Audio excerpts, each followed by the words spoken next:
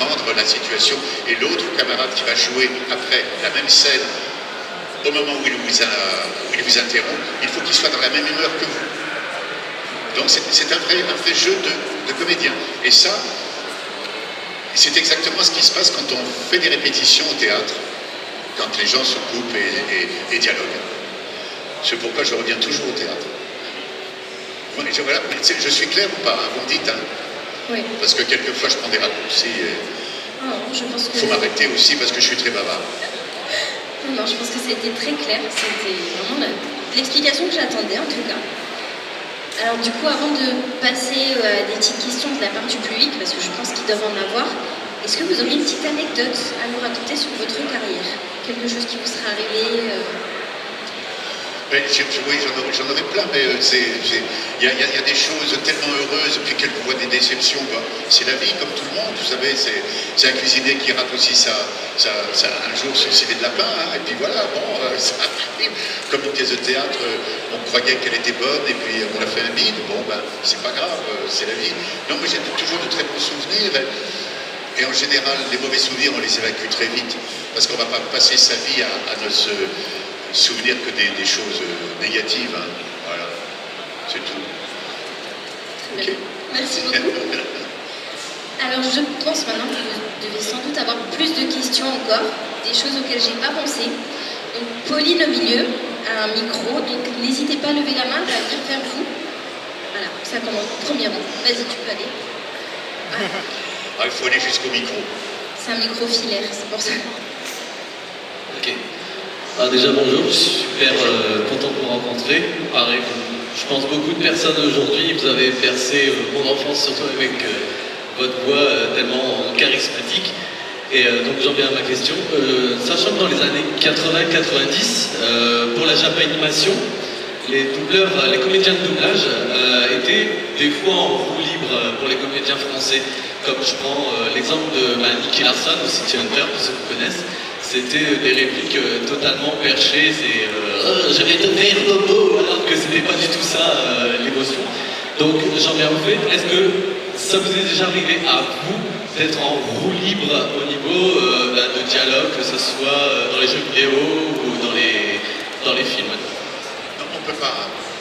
Il y a certainement 40 ans, il y avait une liberté laissée aux comédiens qui pouvaient de temps en temps changer un tout petit peu les textes.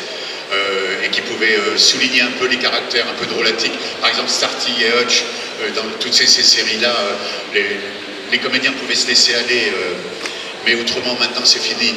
C'est fini parce que toute série, c'est calibré, les mots sont choisis, on ne peut pas les changer, parce qu'il y a une cible, la cible de tel téléspectateur ou spectateur, tel âge, 7 ans, 12 ans, 15 ans, la ménagère, ceci, cela. On n'est plus libre comme avant. Et c'est dommage. Quelquefois, c'est dommage. Voilà, j'ai répondu, si j'ai bien cru comprendre votre question. Non, on ne peut plus. Et à l'époque, on mettait beaucoup plus de temps à enregistrer, parce que ça coûtait moins cher, en fait. Mais maintenant, non, tout est calculé. Par exemple, vous recevez une convocation, on dit « Benoît, tu es pris demain matin de 9h30 à 12h15 ». Et à quoi, ça va pas, non? Bah si, parce qu'ils ont calculé que vu le nombre de répliques, de phrases et de scènes que vous avez enregistrées, ils ont décidé que ça prendrait 3h15. Et alors, on peut être fatigué, on peut avoir une extinction de voix, on peut... Ah non, non, non, non. Mais c'est monstrueux de travailler comme ça. Ce sont des gens dans les bureaux qui font ça, ce sont des financiers. Bon, on ne les voit jamais dans les studios. Ou quand ils viennent, on leur dit « Allez au micro, monsieur, et faites les choses. » On les voit plus. Bon, bref. C'est difficile parce que les conditions de travail détruisent un peu la qualité de l'artistique, actuellement. Sauf les grands films, parce que là, il y a un tel enjeu financier, parce qu'un très mauvais doublage, c'est en français, pour une sortie d'un grand film, par exemple Batman très mauvais, ça aurait été catastrophique. Je prends un autre exemple, Lucie. Bon, le réalisateur de Lucie, qui est un Français, qui est un monsieur charmant d'ailleurs, n'aime pas le doublage français. Il aurait préféré que son film soit diffusé en France en version américaine. La Warner a dit, ça va pas, il y a 4 millions d'entrées là à faire en monnaie sonnante et trébuchante, parce que le public français a besoin de... Ah ouais, bon, nous a laissé faire. Mais vous voyez la réticence, c'est complètement stupide. On est là pour faire en sorte qu'une œuvre étrangère soit perçue par un public français qui n'a pas accès à la langue, à la connaissance de la langue. Point final, donc on doit faire un beau boulot pour respecter à la fois l'auteur et les comédiens étrangers que l'on double. Et pas bâcler sous prétexte que... Mais c'est une sale mentalité qui gagne un petit peu en France en ce moment. C'est le rapport rapide de l'argent. Voilà. C'est dommage. Bonjour. Tous les personnages que vous avez doublés, lequel vous préférez, quel est votre meilleur souvenir que vous avez doublé ou que vous avez travaillé avec d'autres comédiens? Mais j'en ai plein de... Bon, il y a Morgan Freeman, bien sûr, je ne vais pas renier ce monsieur, il n'y a aucun problème. Il y avait un acteur noir, le premier acteur noir que j'ai fait, c'est Joel Earl Jones, qui est un noir comme ça. Enfin, il est merveilleux, il était drôle, on a envie de traverser l'écran et de l'embrasser tellement il était formidable. Ça, c'est des grands plaisirs, c'est des rencontres. De doublage, alors, si un doublage qui, moi, m'a profondément touché, parce que sur le plan humain, il m'a remué. Alors, ça va peut-être vous faire sourire parce que vous êtes jeune. Moi, à mon âge, avec l'éducation que j'avais reçue et puis le vécu, c'est tout à fait différent. C'était un doublage d'un film sur un couple homosexuel new-yorkais dont le mari ou la femme, peu importe, j'en sais rien, se fait massacrer à coups de baseball par des banlieusards, etc. Et je jouais son mari. Enfin, j'avais à le doubler. Et il y avait énormément de scènes avec la mère du jeune homme qui avait été tué. Et puis des scènes aussi avec son ami. Et des scènes au cimetière, au moment de l'enterrement, où il y avait une explication entre la mère du jeune homme et puis le mari, si je puis dire, était tellement touchante, était tellement violente en même temps, déchirante, qu'à la fin de la journée, on chialait dans le micro. Et là, je me suis rendu compte que les sentiments humains n'avaient pas de sexe. On est tous habités par les mêmes sentiments, les mêmes humeurs, les mêmes douleurs, les mêmes espoirs. Et ça, c'est une belle leçon que la vie m'a donnée à une période de ma vie. C'est pour ça que ça remonte à il y a 25-30 ans. Mais ça, c'est un souvenir indélébile dans ma mémoire. L'exercice de ce métier m'a appris à avoir un autre regard sur les êtres. C'est tout. Ça, c'était très beau. Un monsieur.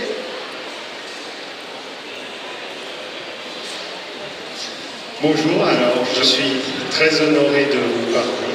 Et en tant qu'autiste, je voulais vous dire merci de m'avoir, grâce à vos films et vos doublages, appris les sentiments. Et je voulais vous poser la question, quels étaient vos sentiments lors de votre premier doublage au tout début?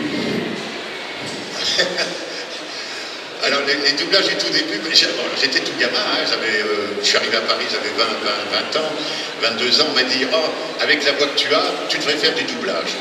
Bon, le doublage étant une discipline faisant partie de l'éventail de toutes nos activités de comédiens. On fait théâtre, cinéma, radio, doublage, chant. Il y a des comédiens merveilleux qui chantent formidablement bien. Bon, bref.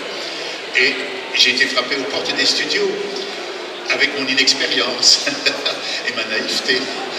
Et j'ai vu là des comédiens, mes aînés, les mains dans les poches, la cigarette à la bouche, qui regardaient la bande rythmo, l'image là-haut, et qui jouaient tout de suite. Et j'ai dit, mais j'y arriverai pas. Alors j'ai essayé, on m'a donné des petites phrases, comme à tout débutant, j'étais pas bon. J'aurais pu continuer, mais j'en ai eu un complexe et j'ai dit non, je ne ferai plus jamais de doublage. Donc, disons, dès 1965-66, j'ai arrêté de démarcher dans l'univers du doublage. Mais je commençais à tourner beaucoup pour la télé. Et à l'époque, en France, on faisait énormément de télévision. Il n'y avait qu'une chaîne de télé. Il y avait très peu de films diffusés à la télé. Il y avait quelques feuilletons américains, mais pas plus. Mais on tournait beaucoup des séries françaises. Et comme on tournait en extérieur, avec les bruits extérieurs, l'avion qui passe, la voiture, le klaxon, le clocher, les bruits, on se post-synchronisait en studio. Et se post-synchroniser, c'est-à-dire refaire exactement ce qu'on a fait, mais on le fait en studio alors qu'on l'avait tourné en extérieur. Et là, un directeur artistique me dit, mais tu vois que tu arrives à faire du doublage, tu te doubles très bien toi-même. En fait, j'avais pris un petit peu de bouteille dans le métier, j'avais grandi, j'avais évolué, et c'est à partir de ce moment-là où j'ai eu confiance en moi, et j'ai pu démarcher vraiment pour le doublage. Et tout de suite, j'ai commencé à faire du doublage. Mais j'ai toujours essayé d'équilibrer mon métier, c'est-à-dire de partager le théâtre, le cinéma, le doublage, de ne pas m'enfermer uniquement dans une seule discipline. J'ai beaucoup d'amis que je respecte et qui ont du talent, hein, le problème n'est pas là, qui ne font plus que du doublage parce qu'ils disent « Oh, le théâtre, c'est fatigant ». C'est dommage, il ne faut pas se priver du public. Quand vous êtes en studio, vous êtes tout seul, à deux, avec les comédiens, les partenaires, mais vous ne savez pas ce que vous allez faire. C'est une bande-son qui vous enregistre, puis c'est tout. Tandis que le public, tous les soirs, vous avez des réactions. Vous avez les rires, vous avez les larmes, vous avez la chaleur humaine. Vous entendez sa respiration. Il vit le public. Et puis le public, il a payé sa place. Et vous, vous êtes là dans la lumière et vous ne pouvez pas les décevoir. C'est voilà. Et on est, à ce moment-là, en équipe, hein, parce qu'on n'est pas tout seul, bien sûr, on est l'intermédiaire entre un auteur, un metteur en scène, bien sûr, et le public. Nous sommes des intermédiaires. Et il faut bien remplir notre rôle d'intermédiaire. Et c'est formidable de le faire avec le public. Voilà. Merci pour votre compliment. Parfait. Merci beaucoup. Vraiment, ça m'a vraiment fait plaisir de vous interviewer aujourd'hui.